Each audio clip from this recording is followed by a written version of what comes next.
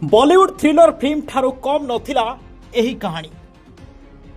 Jailer उच्च पाचेरी नहीं जड़े कैदी फेरार होइछि।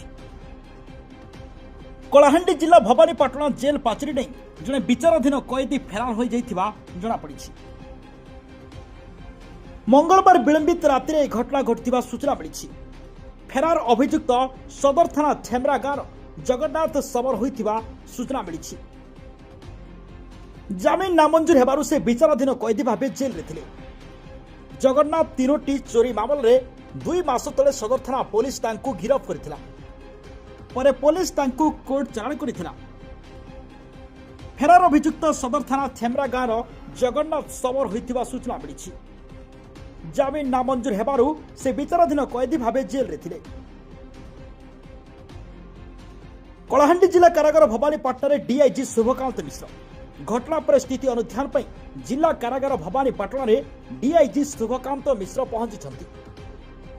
भवानीपाटना जेल ठारू विचाराधीन कैदी फेरार हेबा घटना को जेल सुरक्षा व्यवस्था तदारख करने पर डीआईजी आसीथिबा सूचना रही। गतकाली विलंबित राति 3टी चोरी मामला रे विचाराधीन थिबा भवानीपाटना सदर ब्लॉक ठेमरा गाँव जगन्नाथ सबर जेल पाचेरी नहीं फेरार होइथिबा घटना पर डीआईजी गस्त होइछि। सूचना अनुसार पूर्व 2024 अप्रैल 6 तारीख दिन 2 जन कैदी पाचेरी नहीं फेरार होते।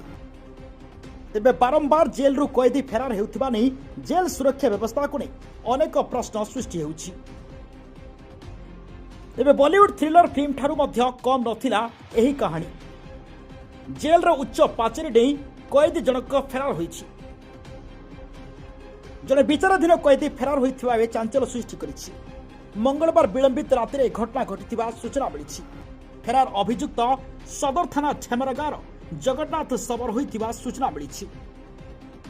सूचना अनुसार पूर्व 2024 अप्रैल 6 तारीख दिन 2 जन कैदी पाचेरी डे फेरार होते।